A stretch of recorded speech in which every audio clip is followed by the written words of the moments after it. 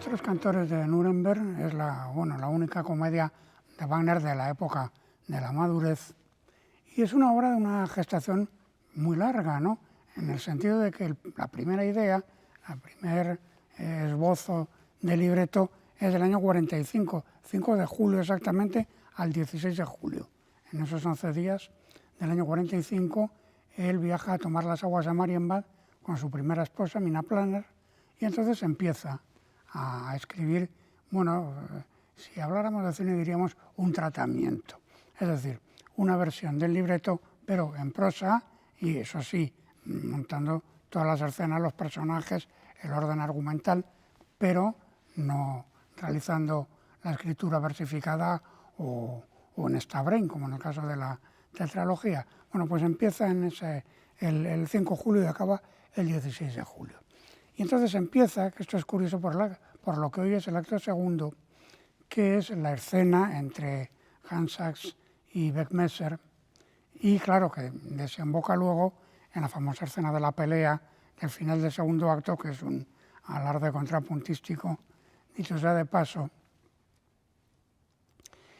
Y en esto entra un recuerdo del propio Wagner de 10 años atrás, del año 35, que estaba en Nuremberg, en un mesón, y entonces estaba allí actuando o cantando pues un carpintero que se llamaba Lauermann, y estaba en el mesón, y un grupo de obreros que venían de la calle quisieron entrar a oírle. Lauermann se opuso, los que estaban en el mesón y el dueño del mesón también, y se montó una pelea tremenda. Y claro, ese recuerdo es el que aparece ahora en la ópera, y es claro, pues uno de los puntos por los que Wagner empezó a escribir el texto, partiendo de un recuerdo personal.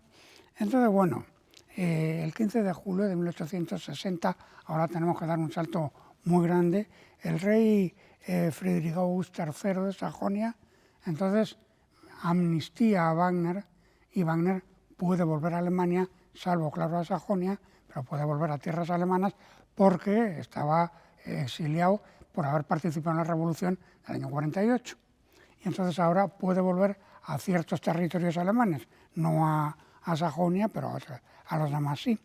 Total, que el 13 de mayo del 61, del año siguiente, pues ocurre un hecho que es trascendental para lo que ahora nos ocupa, que es el fracaso de Tannhäuser en París. Wagner quería triunfar en París, porque claro, triunfar en París era triunfar en todo el mundo en aquel momento. Entonces hace allí Tannhäuser, y Tannhäuser pues es un fracaso por razones bastante espurias, pero bueno, esa es otra cuestión. Total, que Wagner vuelve otra vez a territorios alemanes, pero una situación económicamente pues muy dificultosa, ¿no? Literalmente es que no tiene donde caerse muerto. Claro, necesita tener un éxito teatral, o más de uno, pues con el fin de salir adelante. Y entonces, habla con algunos empresarios teatrales y se le ocurre la idea, dice, voy a hacer 2 óperas sencillas, que se puedan hacer en cualquier teatro, porque claro, necesito ganar dinero. Esas 2 óperas sencillas van a ser Tristán y Isolda y Los Maestros Cantores. O sea, total nada.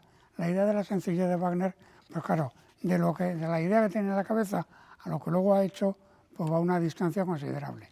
Entonces, él habla y esto es un hecho único en la historia de la ópera, habla con un editor, Franz Schott, que era, el nieto del fundador de la empresa, de Bernard Schott, que por cierto todavía existe la editorial, y luego va a ser la que editará efectivamente Maestros Cantores, toda la tetralogía y Parsifal. Pues habla con Franz Schott y mostrándole solamente el boceto, el tratamiento, el boceto en prosa de lo que será el futuro libreto, por supuesto no tiene escrita una nota, le convence para que le adelante 10.000 francos. 10.000 francos. Y efectivamente el editor accede y le da ese dinero. Ya digo que es un hecho, poco menos que único en la historia de la ópera. Entonces, el 62, el 25 de enero, empieza a componer. Y empieza a componer, en realidad lo que escribe, lo que va a ir escribiendo, es lo que luego va a ser el preludio, la obertura, como se le quiera llamar.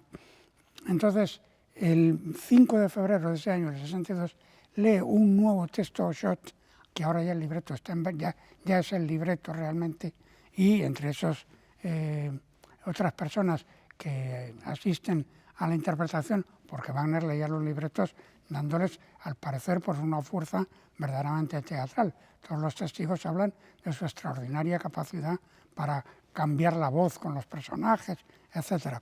Y entonces, entre ellos, en los invitados está Peter Cornelius, el músico. Entonces, bueno, le vuelve a pedir más dinero a Schott, que lo único que tiene escrito, ni siquiera el preludio está acabado. Schott entonces le dice una frase que es, por otra parte, es profética. Le dice, usted lo que necesita no es un editor, sino un banquero o un príncipe. Digo que es profética porque, claro, luego aparecerá no ya un príncipe, sino el rey Luis II, que es el que al final redimirá a Wagner de sus deudas. Y vamos, nunca le agradeceremos bastante su apoyo a Wagner, al rey Luis II. Entonces, bueno, el preludio lo estrena en 1862, en noviembre, lo estrena en Viena, es la obertura magnífica, pero es acogida sin éxito ninguno, en fin. Empieza a componer de modo intermitente en el 63, en el 64, entonces es cuando por fin es recibido por Luis II de Baviera. Y claro, este es un hecho trascendental. Luis II se encarga de subvenir todas las deudas numerosas que Wagner tenía hasta entonces, además le da 4.000 taleros, que es un dineral, le busca acomodo en Múnich, y ya los problemas económicos de Wagner afortunadamente han terminado para siempre, gracias al rey Luis II, le llaman el rey loco, las cosas que hay que oír. El caso es que, se instala en Múnich y entonces estrena por fin Tristán en Múnich en el año 65 y bueno, en el Hoftheater, y claro, ya acaba el primer acto en Tribschen, primer acto de maestros cantores, el 23 de marzo del 66, el 22 de junio del 67 acaba el segundo acto y el 24 de octubre de ese mismo 67 acaba el tercer acto. Y la obra por fin se estrena en el Hoftheater de Múnich, lo mismo que Tristán, el 25 de junio de 1868, que dirige, por cierto, Hans Richter. Y la obra, bueno, es una acogida con un grandísimo éxito, que es lógico, claro, pues una obra de una belleza y de una fuerza extraordinarias. En el estreno, y esto también es otra cosa inédita en la historia de la ópera, el rey Luis II sitúa a Wagner, lo lleva a Wagner al palco real. Y en el estreno Wagner está en el palco real junto al rey. Y cuando el público empieza a aplaudir al final del primer acto, al final del segundo acto, el rey empuja a Wagner para que se coloque en el antepecho. O sea, se coloque por delante del rey. Eso es algo que no había sucedido jamás. Y bueno, pues es una de tantas excepciones que caracterizan esta obra, que el compositor se sitúe por delante del rey en el estreno. En fin, los decorados son de Angelo Quaglio y de Heinrich Doll, que habían viajado especialmente a Nuremberg para tomar apuntes de las casas y que ven no la catedral que quería Wagner en el primer acto, pero sí la iglesia de Santa Catalina, que es a partir de la cual hacen los decorados del acto primero. Entonces, bueno, la obra se va a estrenar en muchos sitios, se va a estrenar en Dresden, en Dessau, en Karlsruhe, en Mannheim, y luego se va a hacer en Berlín también, con mucho éxito de público, pero curiosamente con muy mala crítica. Con muy mala crítica, sobre todo de Eduard Hanslick, que Eduard Hanslick siempre se ha dicho que es la contrafigura de Beckmesser, pero en fin, esto es algo que es un poquito discutible, no es absolutamente decisivo que eso sea así. Luego está en Neue Freie Presse, escribe Beckmesser, luego Beckmesser Hanslick, y luego en el Allgemeine Musikalische Zeitung, la revista musical que había creado Schumann muchos años atrás, también Wilhelm Liebke, también Hieronymus Thun, todos ellos hablan mal de la música de la obra. Es una cosa verdaderamente sorprendente. Habría que ver aquí, quizá, pues un enfrentamiento entre las dos ciudades, entre Berlín y Múnich, que era donde se había estrenado. Porque, claro, en este momento Alemania no existe. la aspiración hacia un Estado alemán unido, pues eso no ocurrirá, no se materializará hasta el año 1871, después de la guerra franco-prusiana. Y entonces, en este momento, esa aspiración a un Estado unido, claro, desde diversos lugares se piensa que la capital va a ser, pues claro, los dos lugares más cualificados, Berlín, la Prusia, o Múnich, en el caso de Baviera. Y quizá de ahí viene la animadversión de parte de la crítica hacia la ópera. De hecho, esto tiene una evidente referencia a la frase final, la frase con la que acaba la ópera, que está con pequeños cambios de redacción, lógicamente, pero está desde la primera versión de 1845, cuando al final del libreto dice: aunque el Sacro Imperio se redujera a polvo, siempre subsistiría el sagrado arte alemán. Esto lo ha escrito Wagner en 1845. Y eso en realidad viene de un poema inédito de Schiller de 1791 que se llama Deutsche Größe, o sea, la grandeza alemana, y que una de sus estrofas, el poema se quedó sin acabar, pero una de sus estrofas dice precisamente: si el imperio desaparece, la dignidad alemana permanecerá intacta, pues es una dignidad que reside en la cultura más allá de su destino político. O sea, dice exactamente lo mismo que Wagner escribe en el año 45. En fin, Wagner, como se sabe, para cualquier obra se documenta todo lo que puede. Para Tristán, la obra que se ha estrenado inmediatamente antes, como se sabe, luego se vio que tenía todos los libros y todo lo que se había publicado sobre Tristán estaba en su biblioteca. Evidentemente lo había leído. Bueno, pues ahora Wagner se documenta en un texto, fundamental, escrito entre 1835 y 1842, o sea, muy cercano al comienzo de la escritura del libreto, que se llama Historia de la literatura poética alemana de Georg Gottfried Gervinius. Pero luego Peter Cornelius, que era violinista y compositor, que se había hecho amigo de Wagner en Basel en 1853, y que era amigo de Jakob Grimm, pues entonces le hace llegar de Viena, o cuando en un momento que estén en Viena, le convence para que vaya a la biblioteca imperial, y allí hay efectivamente un libro de Jakob Grimm que se llama Über all deutschen Meistergesang, o sea, sobre los maestros cantores de la antigua Alemania. Este Jakob Grimm, claro, es uno de los dos hermanos, Jakob y Wilhelm Grimm, que son conocidos mundialmente por la recopilación de cuentos populares que publicaron y que ellos, escribieron, que además son muy bonitos y están muy bien escritos. Pero eran dos lingüistas que además su trabajo más importante fue la creación del primer diccionario de la lengua alemana, para lo cual investigaron absolutamente todas las variantes dialectales, que claro, eran muchísimas, en aquella época muchísimas más.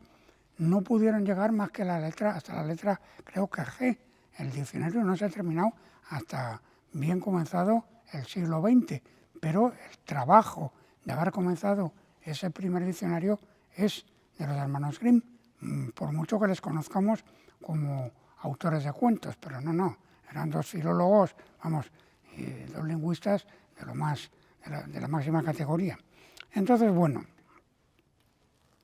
Johann Christoph Wagenseil, que era hermano del compositor del mismo apellido, también le da a conocer a Wagner otros textos que son muy importantes para la escritura de maestros cantores, que von der Meistersinger und Seligen Kunst, o sea, del arte amable de los maestros cantores, que es la última parte de un libro que se llama Crónica de Nuremberg. Y entonces, ahí es de donde Wagner toma los nombres de todos los personajes. Y luego, por otra parte, Hoffmann, el autor de los cuentos, Ernst Theodor August Hoffmann, Meistermarter der Küffner und seine Gesellen, el maestro tonelero Martín y sus compañeros, es otro texto en el que Wagner se inspira también, amén, de otro famoso texto de Goethe, que se llama Erklärung eines altes Holzschnitters vorstellend Hans Sachs, o sea, consideraciones sobre una antigua xilografía que representa a Hans Sachs. Hans Sachs, el protagonista de la ópera, efectivamente es un personaje que existió.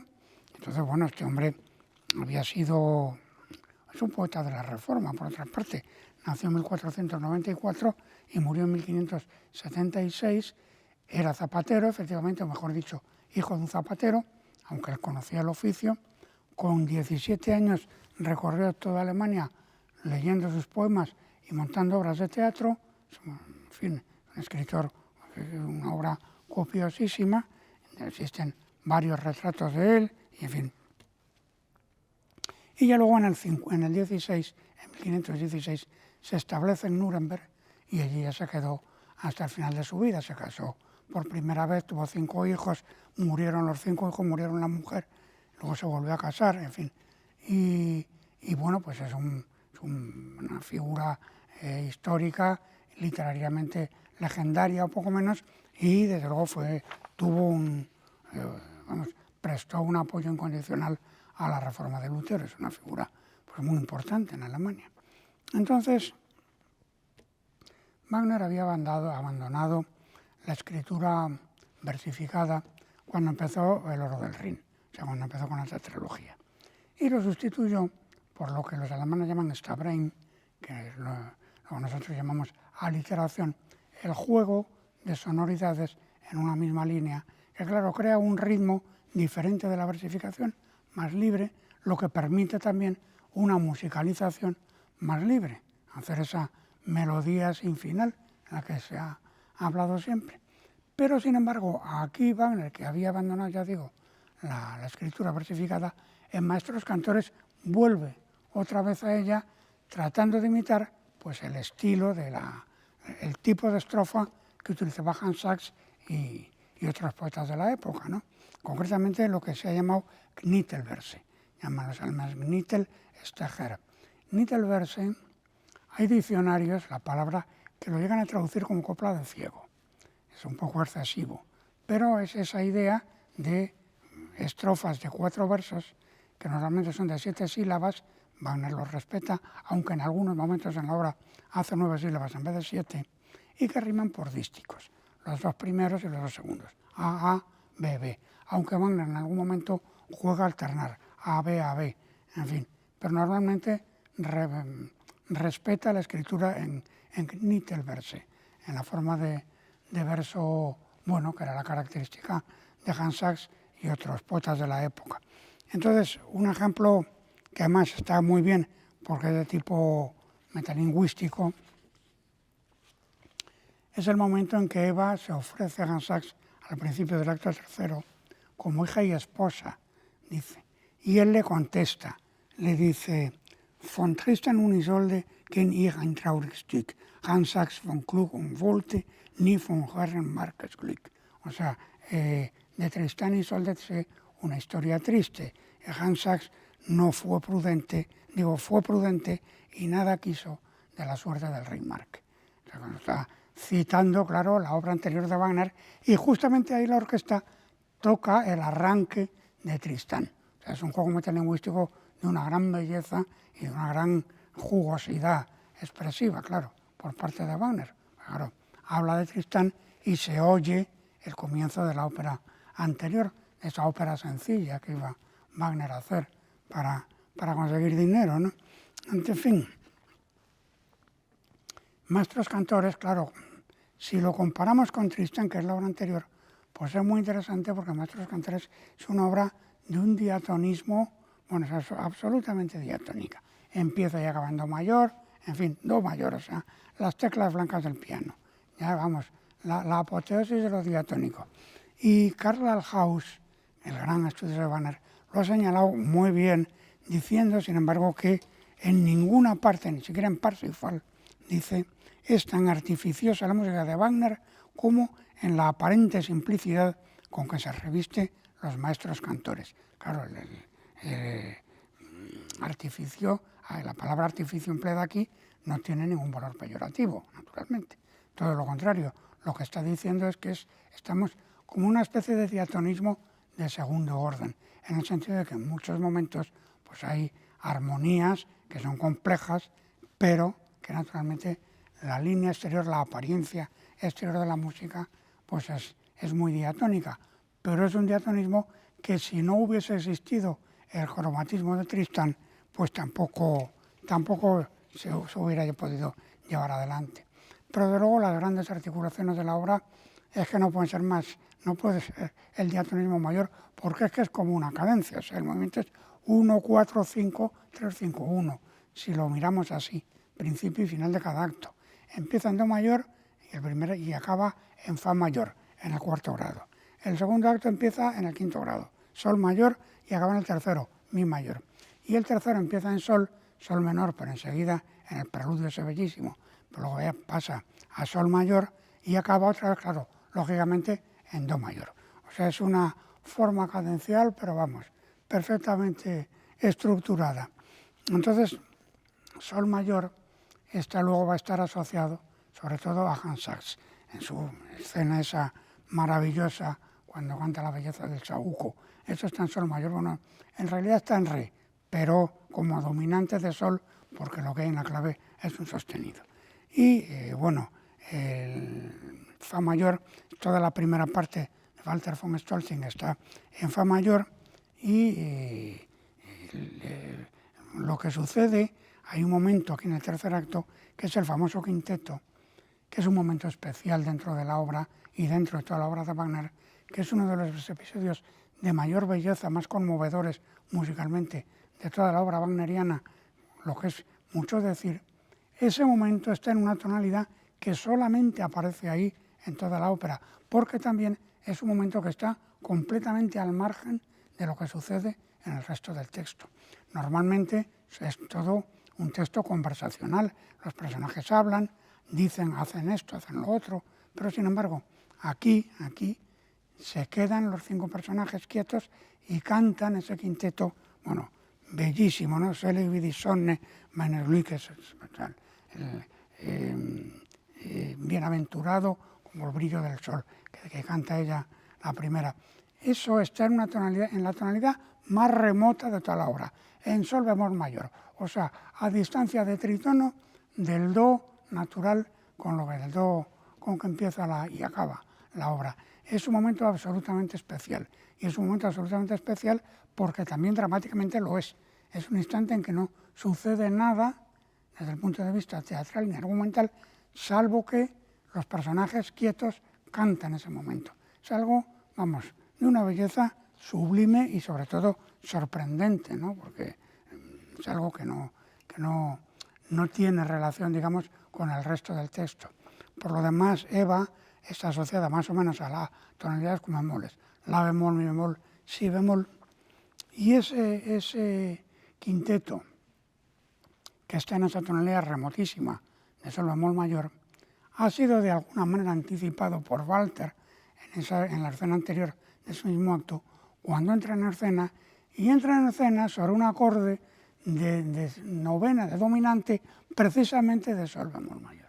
Entonces, claro, esa tonalidad, lo que decíamos antes, es una obra muy diatónica, pero, por ejemplo, en momentos como este, pues estamos ante una inversión de un acorde de novena en una tonalidad remotísima. O sea que el diatonismo, pues como muy bien decía Karl Dalhaus, de segundo orden, ¿no?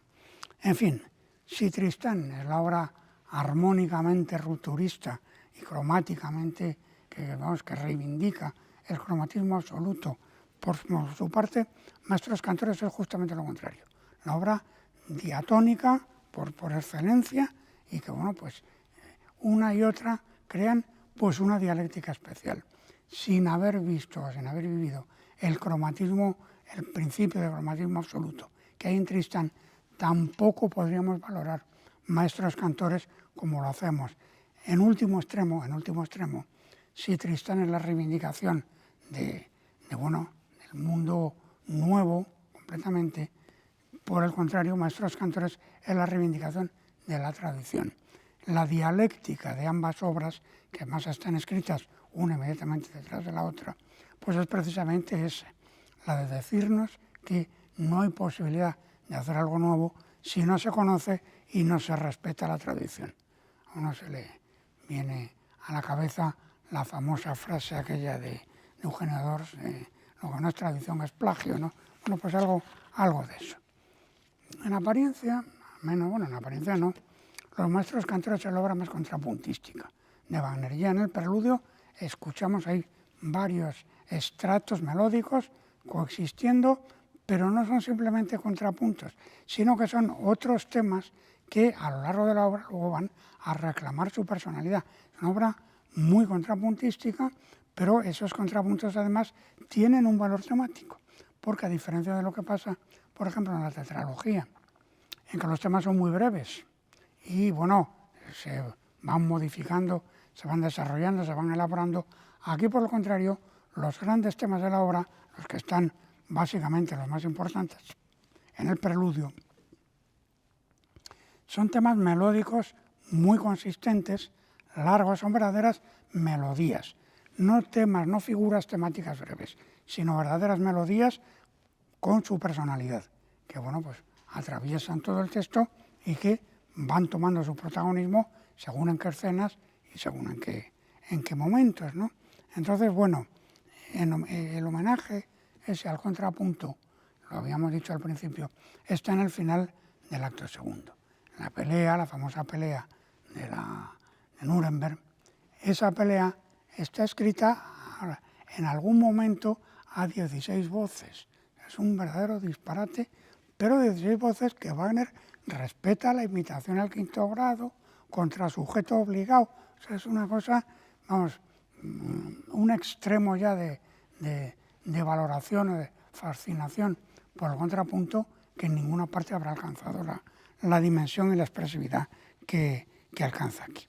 En definitiva, la diferencia entre Tristán y otras óperas de Wagner y Maestros Cantores es que Maestros Cantores es una obra protagonizada por la burguesía. La burguesía, claro, la burguesía que hará su revolución en 1789.